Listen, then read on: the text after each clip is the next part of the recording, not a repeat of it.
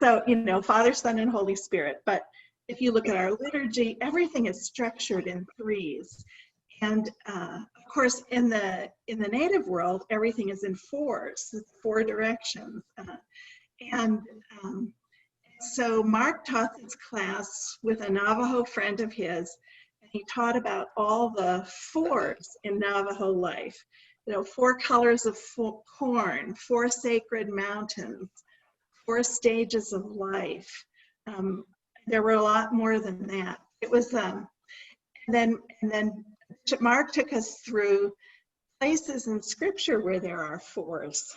And there are more than we know about, you know, more than we think about, because we're so focused on threes. We don't have a Holy Four Sunday, you know. So, and in some ways, the main connections between the indigenous people of the ancient Near East, similarities, because grew up in that land. I think if there's anything else I can tell you. What's the name of that person again, Anne? Mark McDonald, he's there. And then since then, I served as a tutor for that Indigenous program. It's my old seminary in Vancouver. And so I know a lot of the Episcopal priests in Navajo land, and have done some projects with them over the years, but been to some wonderful celebrations with them. That's really been a gift to know them. The Navajo Lutheran Mission, the directors changed several times between Lynn Hubbard and Kate, and before Lynn Hubbard.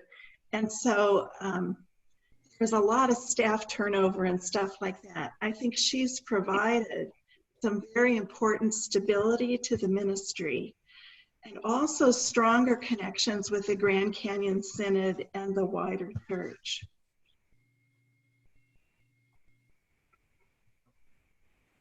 Thank you. Sure. Sorry to be talking so much. I don't know. No, that's fine. That's fine. We're so glad you're here. I could tell you one other thing, and I'll say this only because Nancy didn't know it. Maybe all the rest of you know it. I don't know. But the Navajos and the Pueblos are very different culturally. Ron Solomon, who's a Pueblo man, who's a member at St. Tim's, says the Navajos all live 10 miles apart from each other. And the Pueblos build condominiums. And that's really very true. So the style, once you get to know them, their style is very different, and their ways of interacting with each other, but also with us, is very different. And in the Navajo tradition, even sometimes within your family towards elders, you don't, for example, look them straight in the eye, which is really hard for us not to do. You know, we always look people straight in the eye. I had to practice looking at somebody's shoulder or something like that when I spoke with them, so that I wasn't, you know, if they're around white people, they know we always do this, but to try to be more culturally sensitive and not look them straight in the eye. We had some Navajo women over the years who lived at Luther House, for example, who were students, and I asked them, you know, or I said, please forgive me if I look you straight in the face. I try to not look you straight in the eye. And she said, I can't believe you said that. You're the first white person who's ever known, you know, that you weren't supposed to look us straight in the eye. So even though Navajos are all around us in New Mexico, we don't know them very well. Yeah, I had a Navajo nursing student. And I know when we went to clinical, the best way I could communicate with him was we'd stand side by side in the hall. Mm-hmm. And he could answer things so much better, and it was so, and he appreciated that so much that I didn't demand him to look right at me. Kate's in here. She may not have video. Can you hear us, Kate?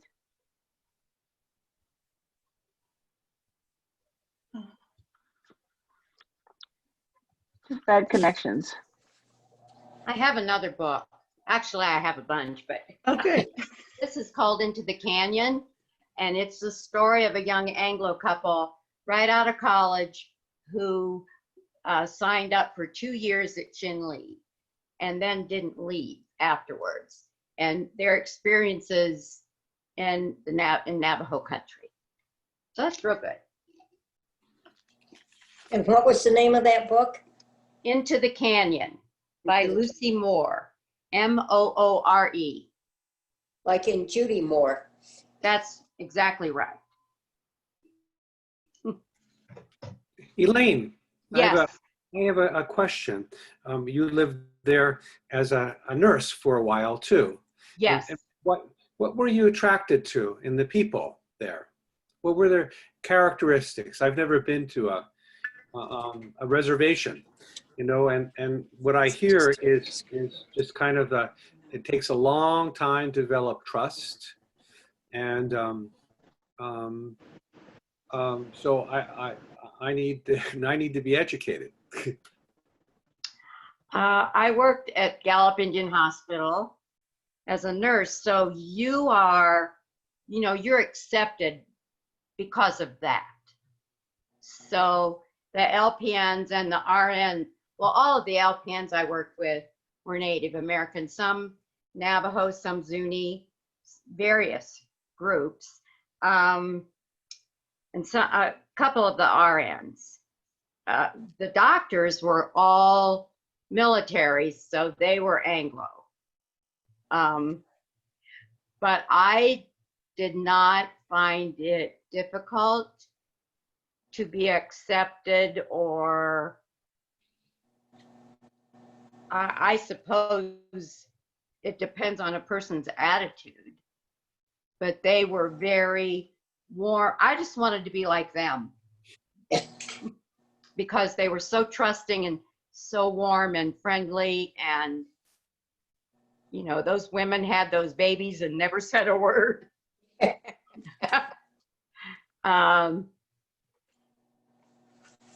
So I guess it is a personality. You know, I've been concerned over the years because I think you people are way too trusting and way too passive, and that's why you are the way you are now. You have just allowed yourselves to be walked on. And I feel like, you know, that still happens. I don't know what that means, but if you look at it historically, that is certainly what has happened. They just allow it. But when we were out at the mission, we rode on the school bus with the kids, and it was the best job I ever had. Yeah. Thank you. Elaine, where are you from originally? Ohio. Ohio? Do you know anything about the Miami? Miami Indians? Yes. Not a thing. Oh, okay. How about the Potawatomi? No. Those were natives that we had in our area, the Fox and the Potawatomi and the Miami. And we had quite a few different tribes within our area. I know Anybody they used to be there. Yeah, that has that. I remember as a little kid in history books, and there must have been pictures of pueblos. And I remember thinking, where is that? Who are those people? And really a plug for the Crown Point rug auction. Yeah.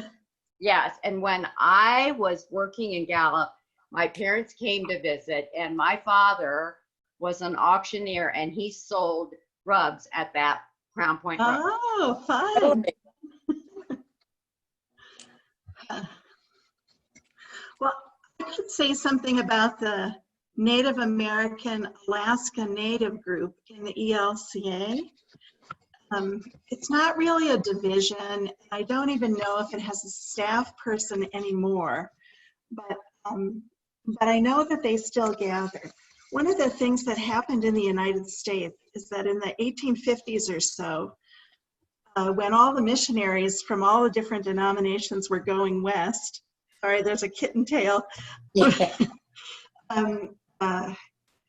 Quakers got everybody together and said, let's not compete with each other. And they divided up the reservations. It's one of the reasons there are so many Episcopalians in Lakota country, in the Dakotas.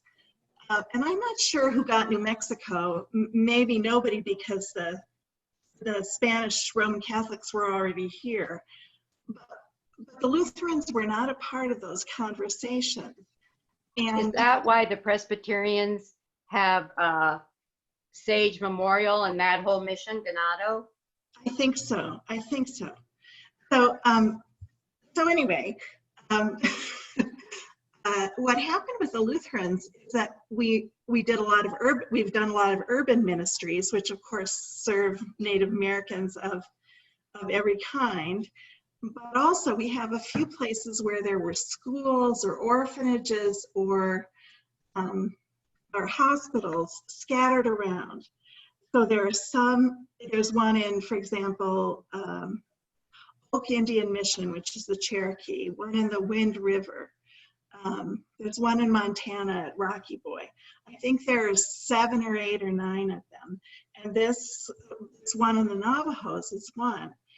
So the people who are directors of those and other Lutheran Native American leaders meet a couple times a year and basically try to support each other and encourage the work. It might be under the diversity part of the ELCA.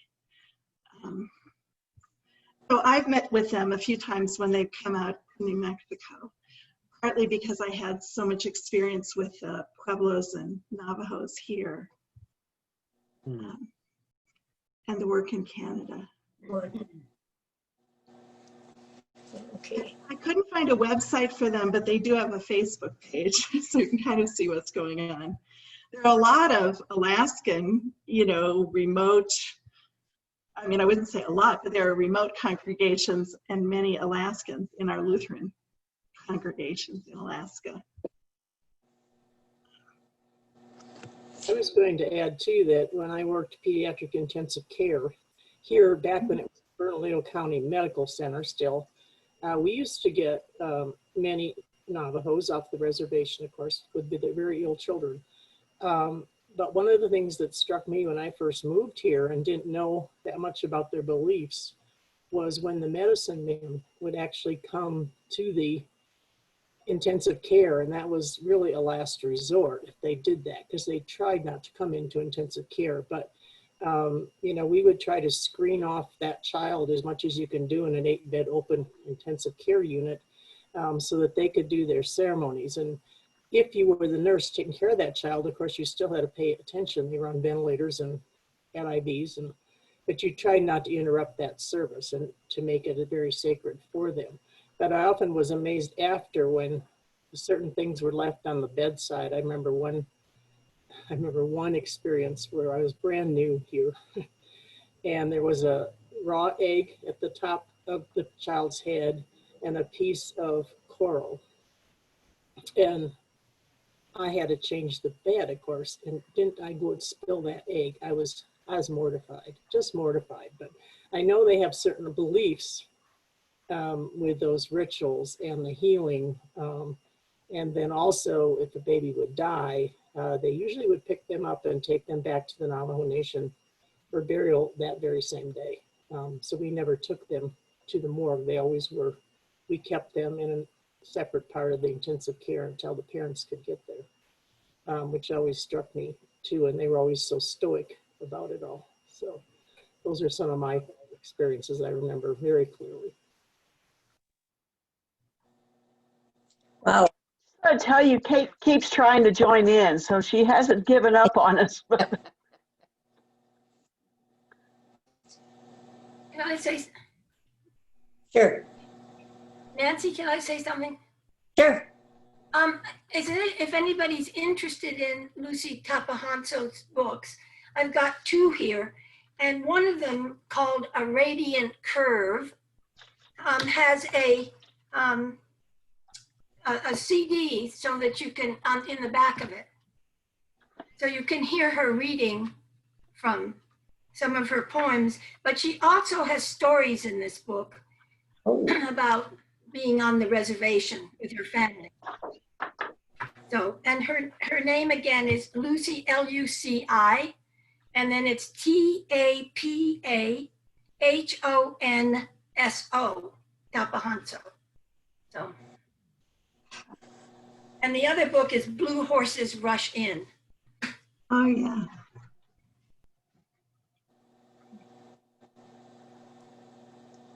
okay. Well, I why don't, have a book, the first Navajo woman surgeon and her experience in Western medicine and traditional healing. And she's still working out on the reservation. She went to UNM, but it's about combining the two cultures and the two healing traditions and her struggles with that.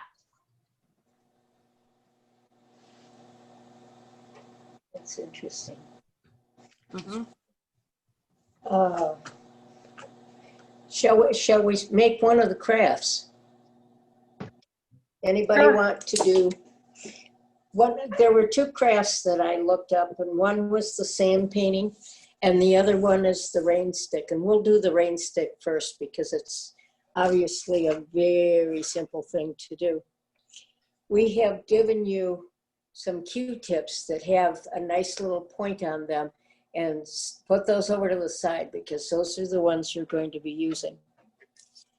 However, to make our rain stick, you have 2 pieces of circular aluminum foil.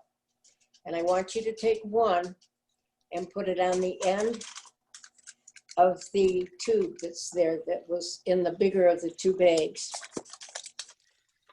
And just kind of fold it around, doing the best you can, not hard. Yep. And then your rubber band. And you may decorate those as you wish. And of course, mine isn't going to work very well. Once you get that done on one end, you put your little beads in there. And then you need to close off the other end. And what people have done this time is they've taken their beads and put them in there. And rather than letting them go through like a rain stick would, we just shake them up straight up and down. Good toy for me anyway. Oh. And I might. Hey, there we go. There we go. Something I can do. That's it exactly. That's it exactly. Thank you, Yeah, Les. real rain stick. Yes, Rattles 101. Yeah. Also, I wanted to say, if anybody wants to try some more of those Navajo recipes, this kind of cookbook that I included is entitled Recipes of Our Ancestors. And they're recipes that were picked out by people who specialize in Navajo food for the aging. And there's a whole website funded by the Administration on Aging, and you can get that off of the internet. They had some really good sounding recipes in here. So I give that to you for whatever it is worth. And oh gosh, do you want to start the sand painting? Sure. Okay. I'll show you what I did just now while we were talking, if you want to see, because there's a difference in this.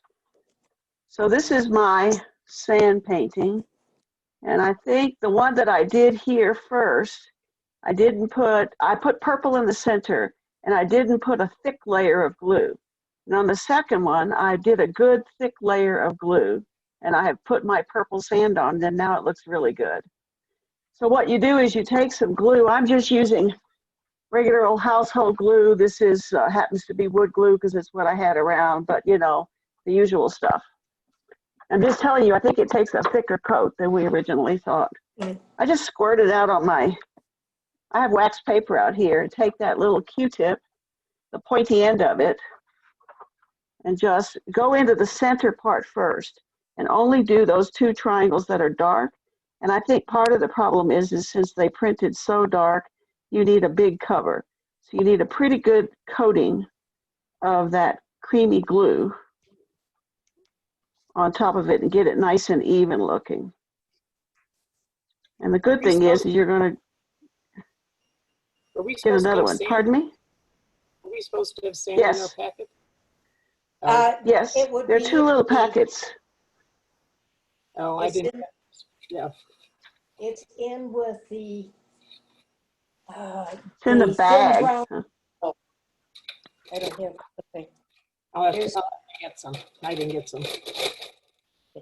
There's, Yeah, there were 2 colors in mine. I had a little plastic bag of one color and another plastic bag of another color. Oh, my bad. Yeah, so I just picked one to do the center. And then after I got it good and coated, then I put a bunch of that sand on there and I pressed it a little bit and let it sit. And then you just shake it off. So here's my second try. The purple came out pretty good now on looks it. good. So then the good thing is that now you don't want to do all of these unless you really want to work hard. I just painted these other pieces that touched the purple. And then when I got done, I cut out everything else. I did these once with glitter because that's all I had. And I just found it was easier. So I'm going to paint. I'm going to put glue. The next thing I'm going to put glue in all of these that touch the purple. And I'm going to ignore these 2 triangles on the side because it just makes it complicated. And then after I put glue in a section, I fill it up with the other color. And you do that to each of them. Here comes Kate again. See if we can get her in. Poor Kate. Then when you're all done with that, you're going to cut it out. Nice, yes. Then you're going to end up cutting it all out. You're going to cut around only the places where you put the sand, and you get a nice little design that you can glue onto your card. I'm going to keep working while Ann maybe makes it in. Kate, go. There's Kate again. Kate, can we hear you? I can hear you. Hello. Oh, good. Yeah. We're doing a sand painting. Ah, cool. That's a very good idea. Did you get a pattern from someone? Off the, Talk, Nancy. got one off the internet. Yeah, good. Yeah. Those are very But we're ready to listen to you. Well, the sand paintings are an expression of their sacred understanding of God. And so this is typical of their traditional communication where they draw it or dance it or chant it. And that's most of their expressions. And they learn all of them from nature. So where we might remember on the Cowboys and Indians, where the Indians come in and it's all whoa, whoa, whoa, whoa, whoa, whoa, whoa, that kind of stuff. That's an imitation of the coyotes in nature. So it doesn't mean the same thing in the cowboy show as it does to them in their expression of faith. I don't know what it means. Yeah, and so the coyote is a traditional character. It isn't the animal so much as the character of the animal that they are depicting. And so coyotes are a little bit ingenious. They're a little bit physical, they can jump around and move around. They can be tricksters. So they will often sort of bait their prey by tricking them. So they use the character of the coyote as and they revere it as a quality or characteristics that human beings should have. Not that we should trick each other, but that we should be inventive and creative in how we approach each other. So built into their native spirituality are many of the same concepts that we hold in our Christian tradition. We just define them differently. We use different words. So one of the things that people say about Navajo folks is, well, they've been colonized to be Christian, but they're not Christian. I don't think the Navajos would agree with that. They believe that they have and always have had their expression of the Creator. They have always understood nature and the way that the creative order works through observing nature and participating with nature. And they use different words, but they often mean the same thing. Words that we ascribe to Jesus about that teach us to be loving and compassionate and kind. Those concepts are all in their spirituality as well. Why we might refer to God in a Trinitarian sense, Father, Son, and Holy Spirit. They believe in a creator God that is both Mother Earth and Father Sky, and that it's that big. It includes both the cosmos and the earth. So, we don't need to venture very far out of our own vocabulary to find some really good connections with the Navajo people. But your sand paintings often are for healing. They depict something they draw a picture in the sand of what they want to have happen, what they're looking for to have happen. And then they create it first in sand because they believe if you can create the image of it, it will come to be. Can you see that design, Kate?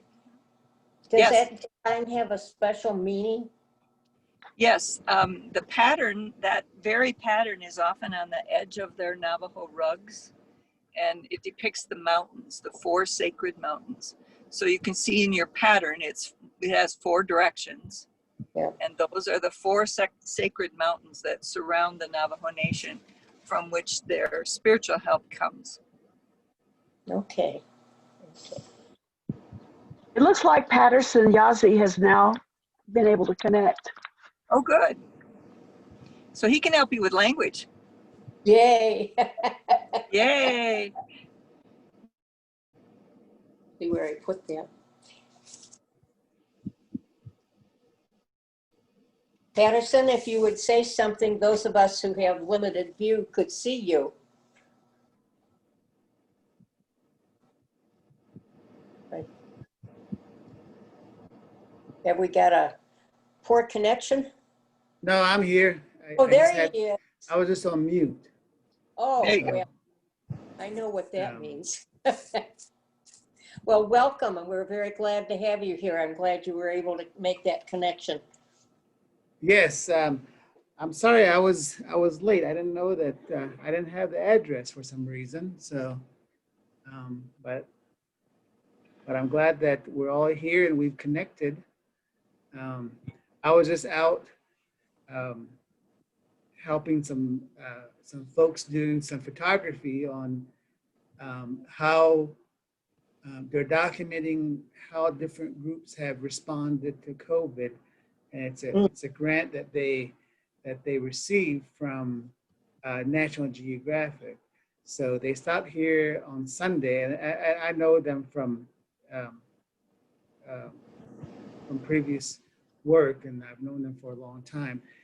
So they got a grant. So I told them what we've done here at the mission, and so they came back today and did a lot of photos and video recording on campus, and they did that on Sunday. So they were saying that the article that they write will end up on the National Geographic. I'm not sure, how soon. So, and then it'll be on their online edition. Mm. And the work that we've been able to do as a response to COVID, we wouldn't have done it alone. We needed everybody's help. We had people and donors who sent in money, who stood behind us, who stood by us. And that's how we were able to do all the things that we've done and that we are still doing to respond to COVID, to the needs of our community here in Rock Point. And so we have an outside source that will document that for us and share it with the rest of the world. And that's what we were just talking about, is like that we get so involved with the work that we're doing because the need is great, that sometimes we forget to tell the rest of the world, the media and stuff like that. And so somehow we have to find that balance.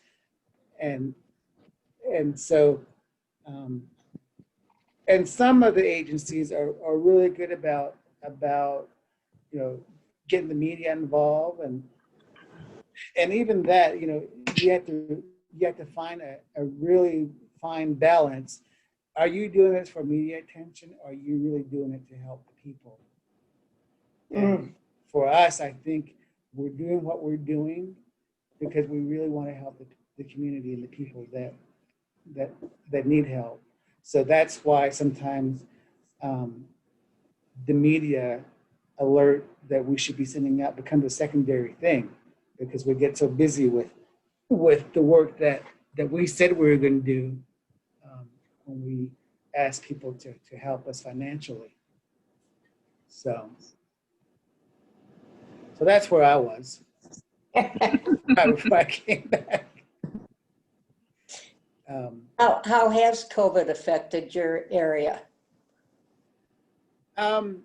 In Rock Point,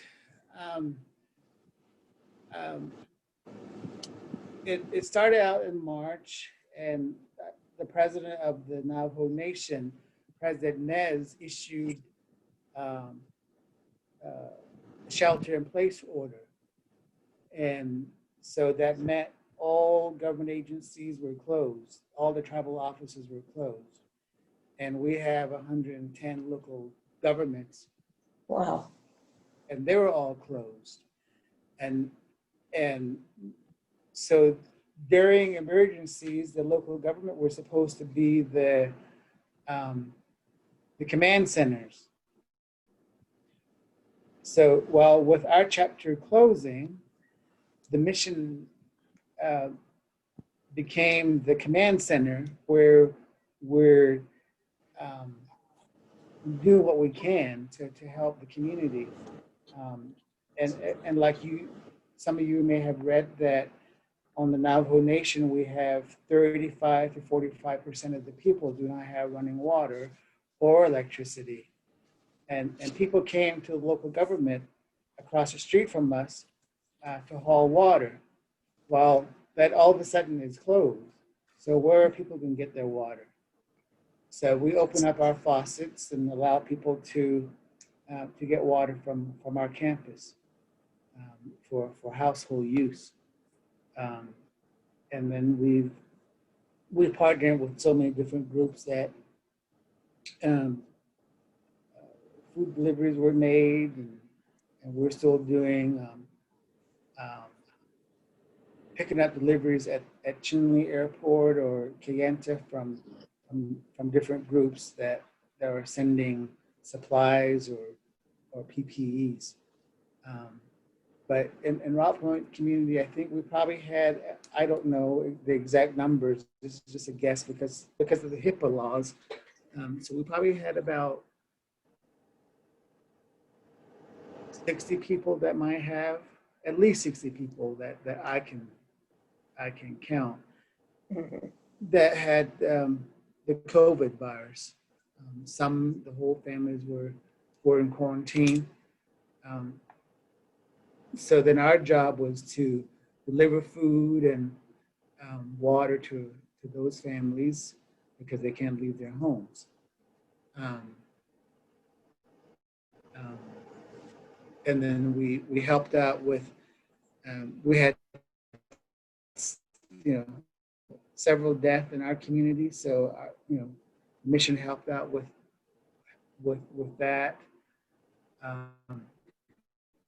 So there's a lot of coordination, and there's a bureaucracy to go through, and that made it easy for us to respond. For the tribe and for them to reopen, they had to submit all these different safety plans that had to be approved by different departments. So we didn't have to do that. So our response time was a lot faster than the government.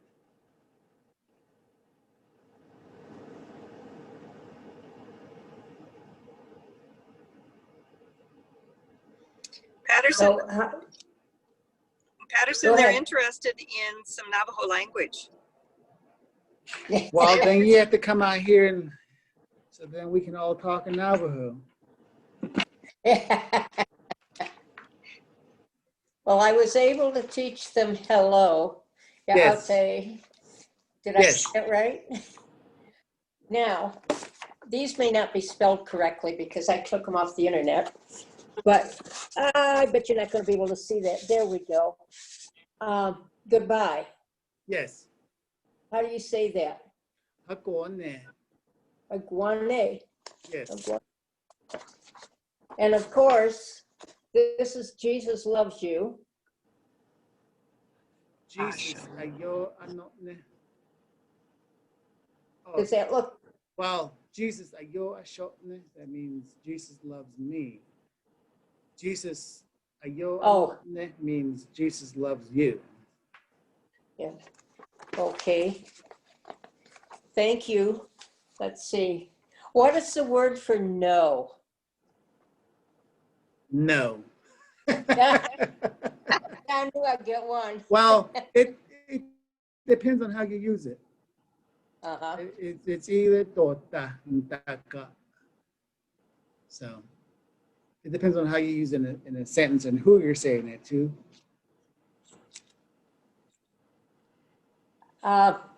Your language is more of a spoken language than a written language. Is that correct? It became a written language in the 40s, I believe, by some priests developed the written language. Is it easier to read it and say it or to hear it and say it? Repeat it again. Is it easier to read it and say it or to hear it and say it? In other words, could I learn it better by reading or by hearing? Well, I guess it depends on your reading style or your learning style. For me, it's easier to say it than read it because there's all these different markings, and each sound has a special marking. So I had difficulty reading the Navajo Bible, and the way the Bible is written is not always necessarily how we talk, Okay. how we describe things. So, and then the 2 columns, so that makes it hard to read. So I wish they had, for the Navajo, I wish they had just went ahead and covered the whole in paragraphs, long, big columns, instead of the 2 columns that we have. Because that makes it hard. You kind of have to think ahead and look ahead so that you know how to pronounce the next set of words. Even for me, as Navajo is my first language, it's harder for me to read it in the Bible. Mm.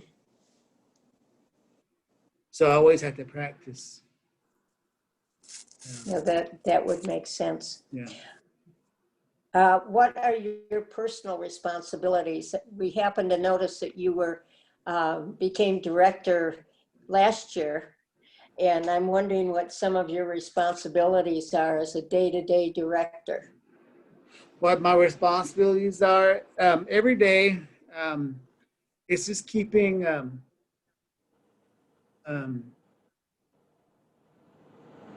to me, it's running a business. So we have to have that mindset that it's an organization. Our office becomes an organization. It becomes a business. And so we have different departments that are on our campus. One is the school, and the other is the facilities, the maintenance department, and then the guest services, and then Hojon Cafe is tied in with a house of prayer. So, and then Pastor Kate is in charge at the house of prayer. I just oversee some of the operation that, like the Hojon Cafe. So, but that's tied in with the house of prayer, the program.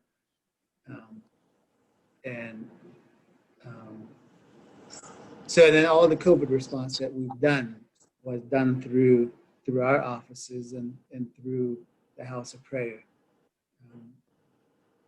Okay. You're on mute. He's the bad guy. He's the boss. Yeah. So it does involve having his fingers in a lot of different pots, and then empowering the people that run those departments so that they're not dependent on him, but they know that they can go to him if they need to. And he helps keep them all coordinated and on the same page, which is really important. I have a question, and my name is Wayne. I'm one of the pastors, along with my wife, Pastor Krista, right over here. And one of the people recommended a book called The First Navajo Surgeon that sounds very, very interesting. And she was interested in combining Navajo medicine with Western medicine. And I'm just wondering, from your perspective, how can Western or whatever science benefit or learn from Navajo medicine, maybe in respect to the COVID, or other things as well? Are you talking about Lori Albert's book? Yes. that must be it. Yeah. Yeah, that's Yes. I forgot the name of the book, the Silver Scalpel and the Bear, or something like that. Yeah. Well, I think in that book she talked about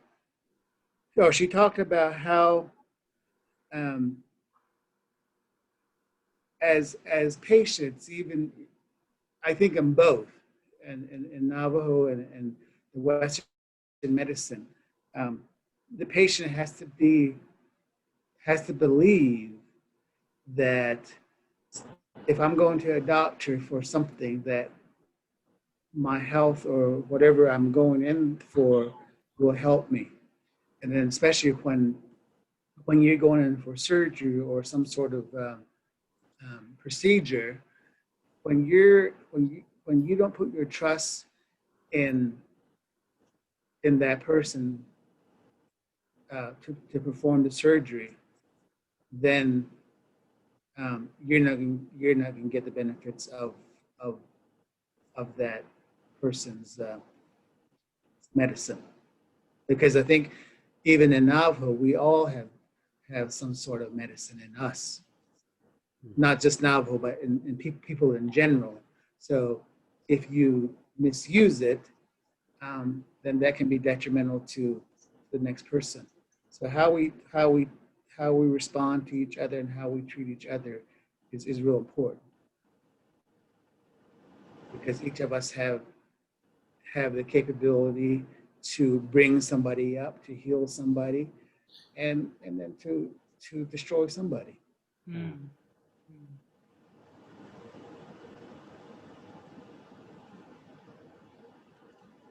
Pastor Krista, I know you had some questions. Put you on the spot. Well, I have a few like kind of logistical questions, like, oh, now my mind is all over the place. But well, one quick question, just since watching that little video, is that a recent video that we just saw, the one that you guys have on the website? It's 2 years old. Okay, okay. And is there a preschool now? No. Not yet. Is Not that yet. still a desire to have a preschool? The need is there. And the only reason is because we have a preschool, and you know we're yeah, it's just interesting. The whole Yeah. We have a long tradition of having a preschool, and so my mind is just going as far as thinking about that and the desire to have a preschool and what that would look like there. I'd love to hear more about the church, of course, you know, and do you have some Navajo leaders in training as deacons or as pastors? And what does your worship life look like? And are you able? I have lots of questions. And are you able to incorporate some of the beauties of the Navajo Nation into worship? I think the desire for and the goal for Pastor Kate has always been to have Navajo leadership in place at the administrative level and then also at the house of prayer. And that's something that she's committed to. And so we've identified, you know, several people that not necessarily Navajo members, but are American Indians that we felt may fit into our little community. So that's going to be an ongoing project, an ongoing work that will happen. And what that involves, Pastor Krista, is really changing the mindset of those who train leaders for the church. Because the models that they use, like let's get a college graduate and send them to $55,000 worth of seminary, that doesn't work for a number of reasons, obvious reasons, one of them being financial, but the other is being resident somewhere else off the nation for that training. So we're looking to work with PLTS, and we have gotten a sort of green light from them to explore diaconia kind of training, but having it take place at the mission and using the mission as a training site for other indigenous communities that are in the same situation. And I see that as a way of restoring the damage that was done by the missionary movement that came through most reservations, where the people were literally taught that they must abandon their indigenous culture and accept Christianity. And that idea is still very active in Rock Point and across the nation as a whole, even though I think many of us would say we've been working hard to head in another direction. That there is still, that caused such division in families, where, for example, a grandparent who has accepted Christianity won't go to their grandchild's birthday party because the grandchild lives in a traditional Navajo family and they don't want to be involved with those ceremonies. And they will always refer to Matthew, they just totally misquote the scriptures, but use it as an excuse for you can't serve two masters. Well, I don't think that's what that lesson was about. And I don't think we need to choose between our who we are and God. We aren't, that's not the choice. You know, we all are in God, and we all have our expression of God, and how can we talk about that and help each other through that? Because the challenge that we've put in the laps of the Navajo people is to say that their language, their expression of faith has to be, in our case, Lutheran. You know, that we've given them all the correct Christian words to use for praising God. And then we fail to ask them any of their Navajo words that they use in their native spirituality that are expressions of faith and trust in God. So it's a one-sided language argument, you know. We have to create a space where we can train up the local people in a sustainable way to lead their communities as faith leaders in the future, and you know, draw them from there and give them good work to do there so they can help their people. And one of my questions, one of our questions was also, you know, what gifts, well, Wayne already asked about medicine, but as far as even the church, you know, what gifts do we, mostly Anglos of St. Luke Lutheran Church in Albuquerque, what gifts might we just have our eyes open to, that as we slowly, respectfully, hopefully, get to know a little bit more about Navajo culture? What are some of the gifts that we might expect God to send us? To send you? Oh, okay. Ears before talking. You know, patience to listen.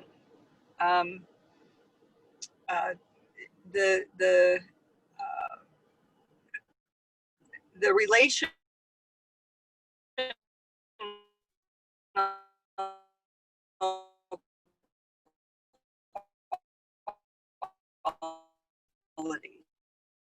that allow them so that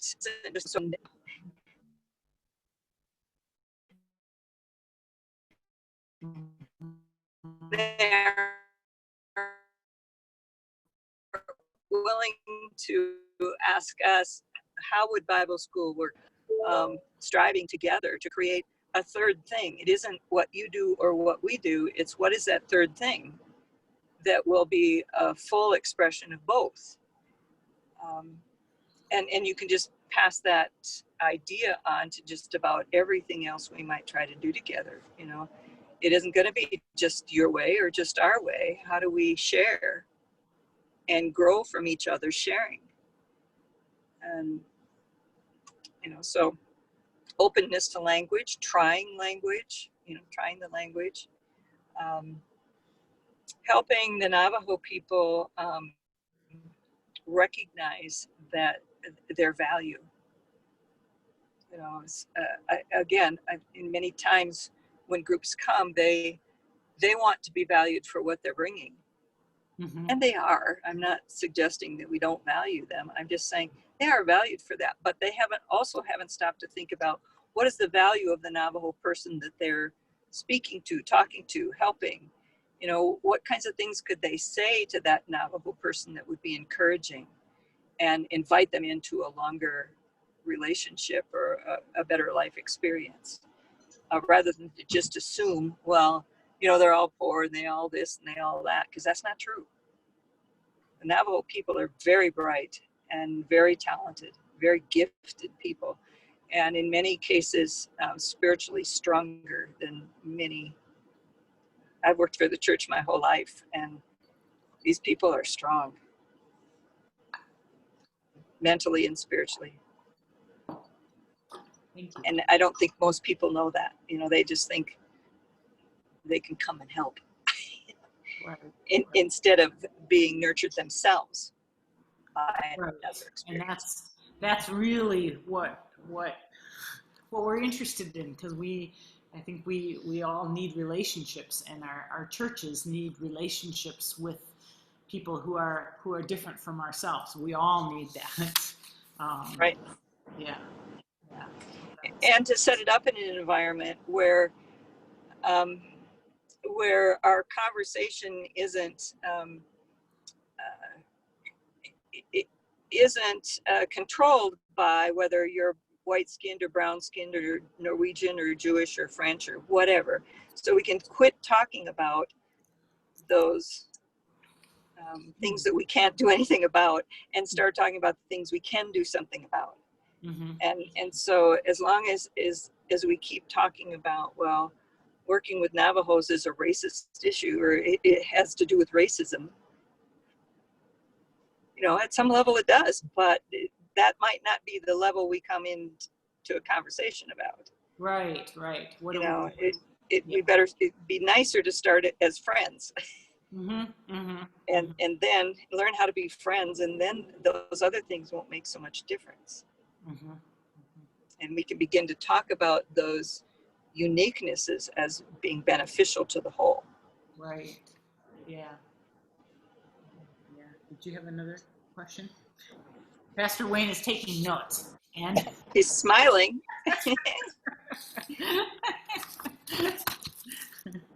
Did you have something? Not just yet. So I have a question.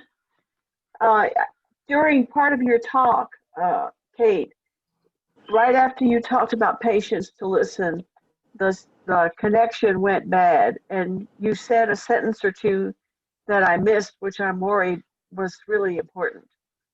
I kind of went from patience to listen to how do we learn from each other. And what happened in the middle there? What happened in the middle? Well, what did you say that I missed? Well, I don't know exactly what I said, but what I meant, or what I hoped to communicate, was that it starts with relationship, and the not coming in with one side or the other feeling dominant, feeling like they have something to contribute, but to come in as equals. Okay. And begin a conversation, and in that way we can learn from each other. And I gave a couple of examples of people coming in, and as though Navajo people don't know how to do something, and they're going to tell them how to do it so that they're going to improve their lives. Well, the Navajo people don't need that. They know how to do things, and they're very capable. And so it's that kind of attitudinal, historical talking down that has been unhelpful in lots of our relationships, our collective relationships. So how do we come in as equals? So I have one more question for you, and that is, how has the church that you are the pastor of been doing things during this COVID time? How has it changed from what you would normally do? Normally we would meet on Sunday morning for worship. Our worship space looks like yours, except maybe our altar parament is a Navajo rug. There's not pieces of Navajo that kind of replace some of the stuff that you might be using. We often use the piano, and we sing together. Interestingly, the Navajo hymnal is a whole bunch of Norwegian and German hymns translated into Navajo. So, that's kind of weird. And that's why we've been wanting to do this music project to find our own voice and our own expression. And then the ministry of House of Prayer is Hojo Cafe. It's feeding the community members that need it. So out of the House of Prayer kitchen, we would be serving, 40, 50 meals a day in House of Prayer Monday through Friday. So it's in many cases, a much busier little church than in maybe some churches around Albuquerque, churches can tend to be a weekend kind of event with maybe a Wednesday night deal. But, here it's a, 5-day a week and then Sunday morning thing. Now, during COVID, we couldn't meet. So we would normally do a Wednesday night gathering for a Bible study. So I continued writing the Bible study and providing it with the carry-out meals. We turned Hojo Cafe into a carry-out deal. You stop at the door, pick up your meal, and pick up your a Bible study and a weekly family worship guide, we called it.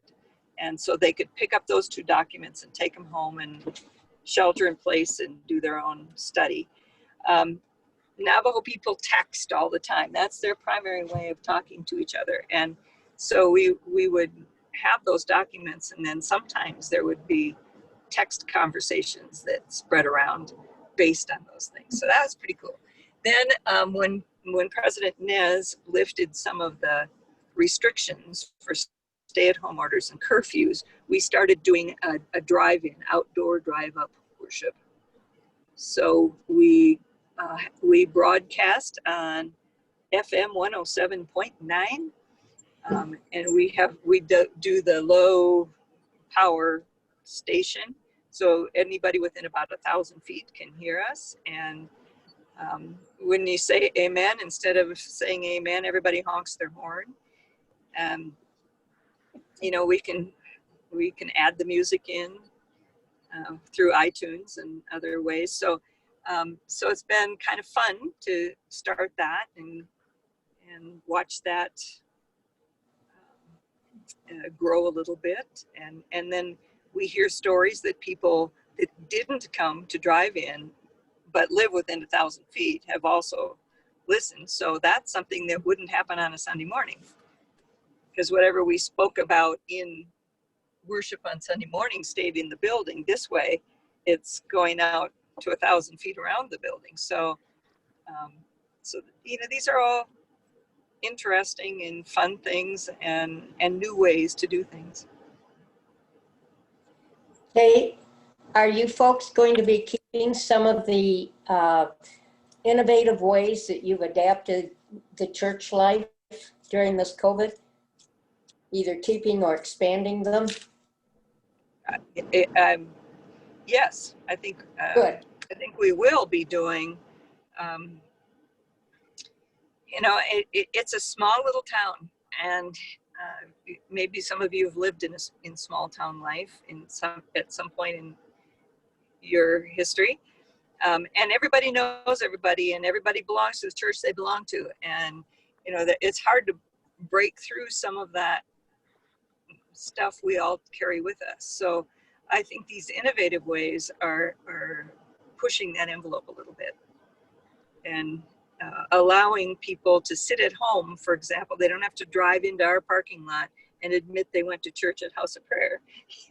They can actually listen to it from their home and say, oh, well, maybe I should, I don't know. I can't predict what God is going to do with that, but I think it has forced all of us to think more creatively and to realize that the praise and worship of God can happen almost anywhere, in any setting, and with any tools, if we just really want to make that our goal. Can you say something about the best ways to make friends with the Navajo Evangelical Lutheran Mission, or with the people there, or with you? I mean, are you doing this with some churches in Arizona, or is there something our churches here in Albuquerque could do just to get to know you better? Well, there's a couple of different ways we have done it. One is if congregations want to engage in some sort of project. Let me give you an example. American Lutheran in Sun City chose as a congregational project to engage the congregations around them and to sponsor a Navajo Walk for Water. And this provided funding. It was a fundraising event for the well project on our campus. But the doing of it, they engaged their neighboring congregations and the community, and they had a whole bunch of walkers that day, and we sent our staff down there. So our staff got to see the people that were helping them fundraise this money. They stayed in homes. They got, it was a natural way for them to just build friendships. And since that time, one of the people that stayed in a home down there has said to me, I've got to get back down to see them. And so, just out of that one event, there was the desire to return and stay friends. And so I think that's one way that you could think about partnership. Another way would be simply to plan an opportunity to come up, be our guest. And we can do things like host a culture night where you can tell us what you want to do, but if that's to butcher a sheep and have mutton stew, then that's what you can do. If you want to go hiking up to the top of Rock Point, well, we can easily arrange that. If you want to have interface with people, we can plan a community meal or some. You can come around a time like Veterans Day when the town is already busy honoring the local veterans, and you can see how they do that. There's many ways, once you're there, there's many ways to engage people in that cultural experience, which is really eye-opening to most folks.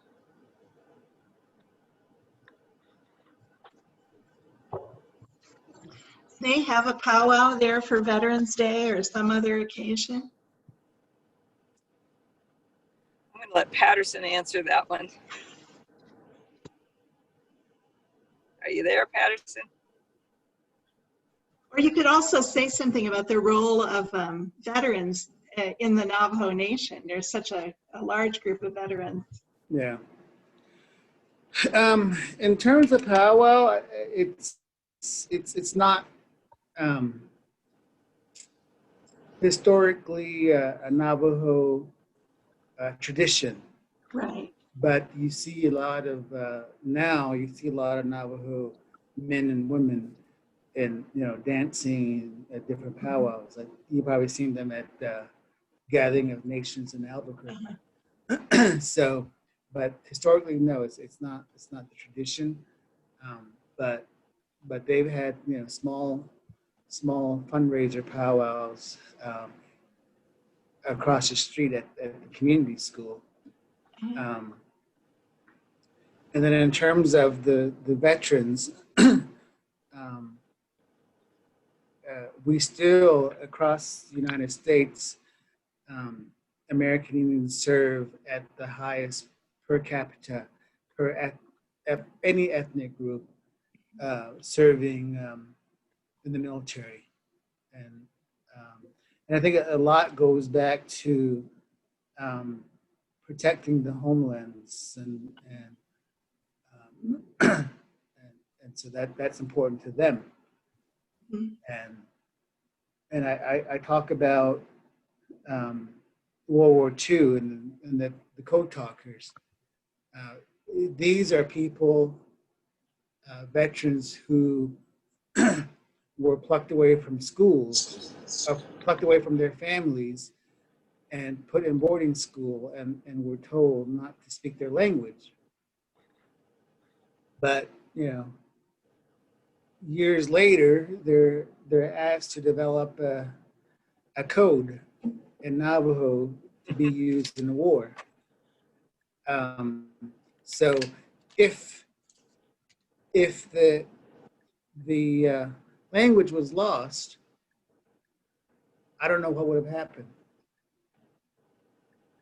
And a lot of times, we talk about all the different challenges that we face here, living here, and not just here, just across Indian country in the United States. And people will ask, if life is so hard, why do you live there? And it goes back to our connection to the environment and to this area. And I've been gone, I left the day after I graduated from high school, went to Kansas, went to school there and worked different places. And after 30 years, I felt this urge that I need to return home. And so I made that arrangement and moved my horses back, and then I saw a position opening at the mission, and that's how I returned home. But back to, so that's how the code came about, and all the different words that they had used, and even referring to the United States, and even after being treated, after being told you can't speak your language and being punished for speaking the language, and trying to get the Navajo language beaten out of them. They didn't, when they were called to develop this code, they didn't say, well, you treated me bad. You mistreated me, and all the the stuff that had happened. I think their concern was more protecting the homeland. Even when they were usually referring to the United States in their code, they used the word Shema. And Navajo, Shema is my mother. So that's our mother. That's how they refer to the United States. So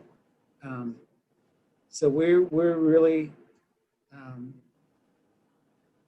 have a lot to be thankful for having our language. And now, majority of our children do not speak the language. And then that becomes a question. We had a group here a few when I first started, and why they kind of put the pressure on us. Why aren't you learning your language? Why are you learning your culture?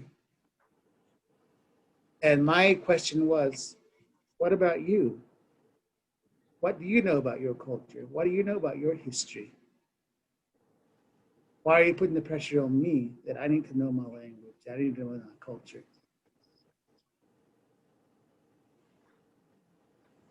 So we can't just value one culture over the other, or pressure people to say, you need to maintain your language, you need to maintain this.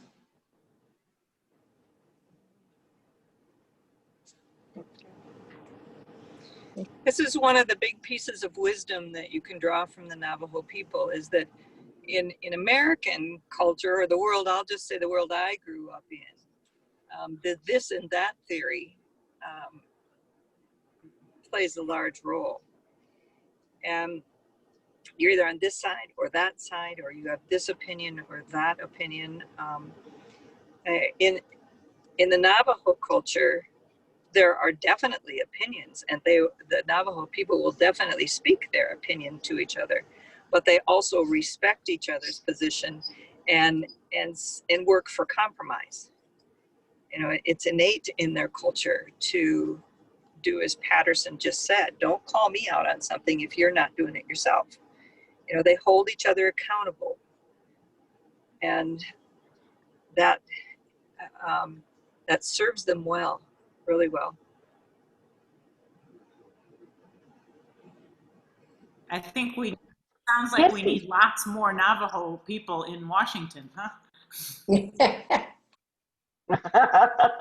Well, definitely the day when they sent, the chief there that spoke only Navajo, that probably wasn't helpful in Washington.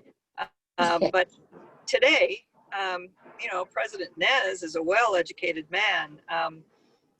There are lawyers in the Navajo government. One of the members of the Rock Point community, who is the former vice president of the Navajo Nation, has an Oxford degree as a second degree, master's degree. So he teaches around the world. So it's not everything that we imagine it to be. It's a widely diverse, wise community, well-educated community. Very interesting. Who has some? Nancy, we have Paulita. Nancy, we have Paulita here, and she has a video to play of Jesus Loves Me sung in Navajo. Maybe our guests would like to hear that and see what they think. Our school kids sing Jesus Loves Me in Navajo. That's good. I'm going to let Paulita run that if it's okay by you, Nancy, to start that now. Absolutely. Go, Paulita. Okay, so before we go on, one of the things that I've discovered in the last couple of weeks of researching all this is that Native American music is seriously underrepresented in North American Christian hymnals. There are a couple of Native American hymnals, but they're so far out of print that if you wanted to order one on Amazon, it would cost you $180, although you'd have prime shipping. So that was one of the first things that kind of hit me pretty hard. I come from a very strange background. I do not have Native American blood, but my father was adopted by a Native American of the Osage Nation in Oklahoma. So I have adopted heritage, I guess is a way to put it. My grandfather actually, as an Osage man, was raised on the Navajo Nation outside of Grants. I'm not really sure how that ever happened, but the truth is that just like the people we are today, Native Americans were well-traveled people and always have been. So one of the things that I heard a lot growing up was Amazing Grace sung in various Native American languages. Went to high school in Oklahoma. My heritage is from Oklahoma. So I was rather surprised when I looked at the ELW and it does not have Native American translations for Amazing Grace, whereas several other current hymnals do have that. So should anybody ever have the chance to propose changes to the hymnal, that's one that we should have, is that we should have some of the Native American translations. So in looking for Navajo music, I actually found I couldn't find any music that was Navajo music that was translated into English for us. So the best I could find is this song, which was an English song translated into Navajo, but under it, it has what the words would say if it were the other way around.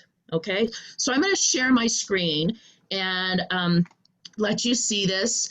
The music, the Navajo translation is by LP Brink, and it's sung by Millie Jean Begay. So let me figure out how to share my screen without causing strangeness. Okay, do you all see it? Yes. Okay, here we go.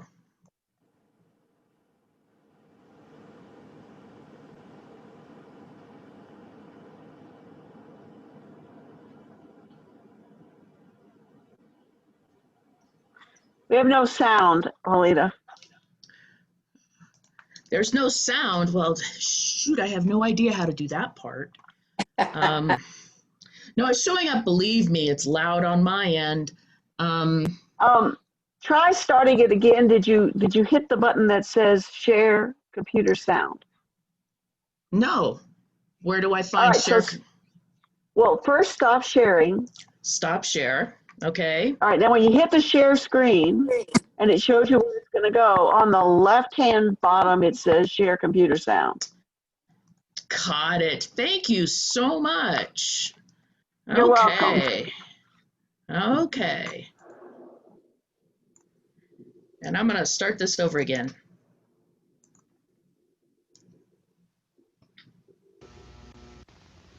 Jesus, I am a shaman.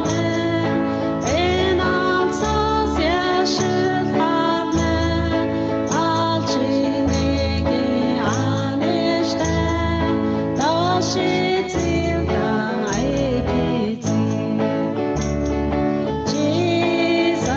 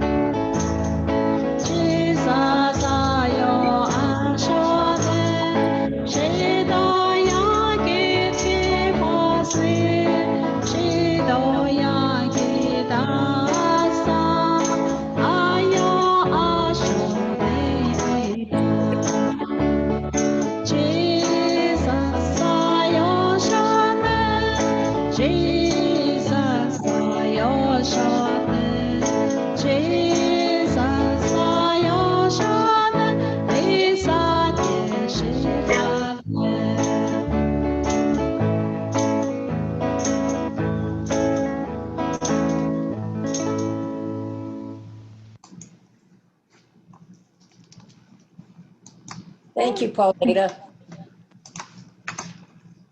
Does anybody else have any quick questions for our guests?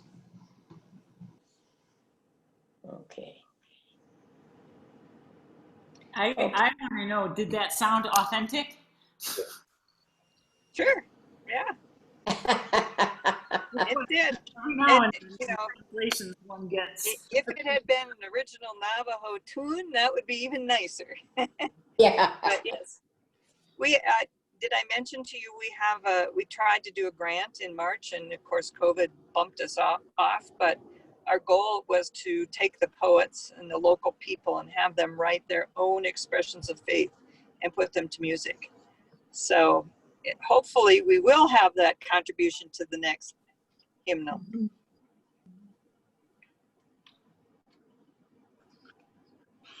I haven't seen the new supplement that's coming out, but isn't it called All Creation Sings? And it might have one of the ones that's very popular among the Episcopalians and Anglicans is the Marty Haugen Four Directions one. Yeah. Yeah, but that's still by white people writing about Navajo culture and language, or native culture and language. Yeah. So we have to help the give expression to the authentic voice of the tribal people. He's actually really embarrassed about that, but just had never had an opportunity, and so it's interesting to get him, to work with people. Just out of curiosity, where are you applying for that grant? We already have the grant, and it came from a congregation, a congregational foundation in the Phoenix area, and our facilitator is David Cherwin, Dr. David Cherwin, director of the National Lutheran Choir. I'm sure you know who he might be, but anyway, David has the innate ability. His great skill is to listen to anything and duplicate it. So the hope is that he can listen to native chant and melodic ideas, and then use their language, their poetry, to craft it into their own expression. So we've already started the work on the poetry. So we've been doing some writing, some creative writing. Good. We look forward to it. Okay, anybody have anything else? I guess not.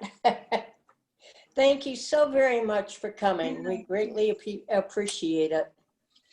Yes, we really do appreciate it. All right, well, we're glad to be a part of it, and I'm so glad that you've got an opportunity to listen to Patterson, because he's a guy of lots of wisdom and a great spokesperson for the mission, and we'll look forward to the ways we can partner moving forward. Great. Please. Great. Well, thank you again, and God bless. And also with you. Nancy, I don't know if you planned the ending, but I found one of Lucy Tapahanso's poems online called A Blessing. Okay. Do you have something else you were going to do? No. It's a little long, but I could read it. I don't know if I can screen share. I'm not sure. Let me try. Okay. Oh, optimize. All right, let's see what this does. So this is just a poem that's online at the Poetry Foundation. I've never read it before, but I can give it a shot. This morning we gather in gratitude for all aspects of sacredness: the air, the warmth of fire, bodies of water, plants, the land, and all animals and humankind. We gather to honor our students who have achieved the extraordinary accomplishment of earning doctoral or master's degrees. We gather to honor their parents, grandparents, children, family members, and friends who have traveled with them on their path to success. They have traveled far distances to be here this morning. We honor their devotion. May we remember that holiness exists in the ordinary elements of our lives.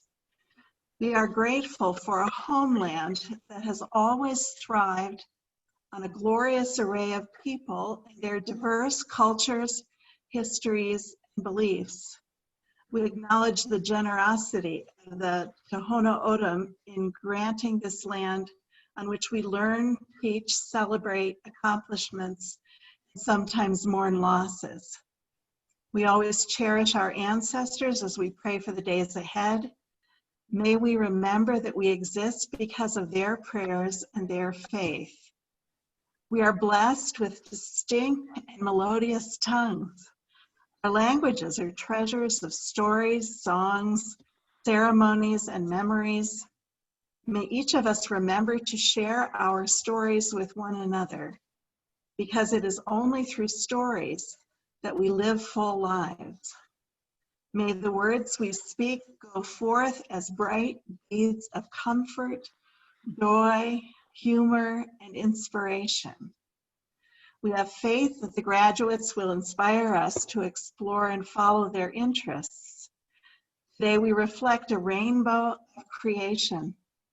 Some of us came from the East, where bright crystals of creativity reside. They are the white streaks of early morning light when all is born again. We understand that in Tucson, the Rincon Mountains are our inspiration for beginning each day. The Rincons are everlasting and always present. Those who came from the South embody the strength of the Blue Mountains that encircle us. The Santa Ritas instill in us the vigorous spirit of youthful learning. Others came from the West. They are imbued with the quiet yellow glow of dusk. They help us achieve our goals. Here in the middle of the valley, the basket of life, the Tucson Mountains, teach us to value our families. The ones from the north bring deep restorative powers of night's darkness. Their presence renews us. The Santa Catalina Mountains teach us that though the past may be fraught with sorrow, it was strengthened by the prayers of our forebears. We witnessed the recent fires the mountains suffered, and in their recovery, we see ourselves on our own journeys. We understand that we are surrounded by mountains, and thus that we are made of strength. We are strong ourselves. We are surrounded by mountains that help us negotiate our daily lives. May we always recognize the multitude of gifts that surround us. May our homes, schools, and communities be filled with the wisdom and optimism that reflects a generous spirit. We are grateful for all blessings, seen and unseen.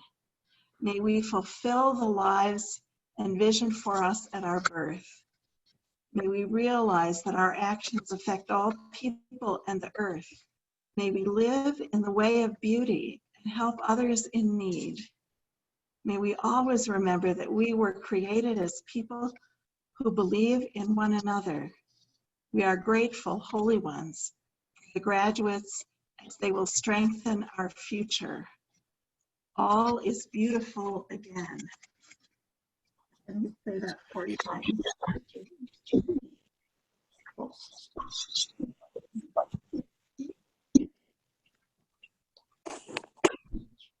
Okay, once again, I want to thank everybody.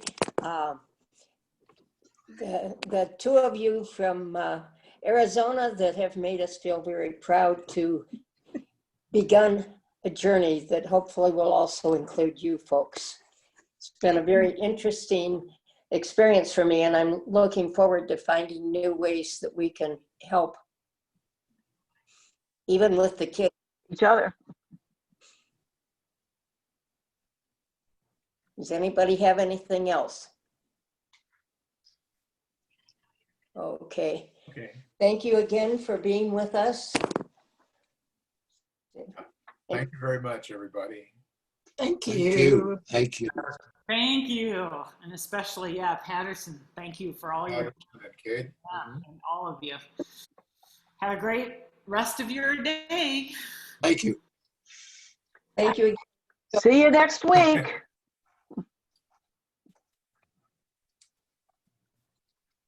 Is there anybody hanging on, Judy? Yeah, there's still a few people checking out, I Okay. think now.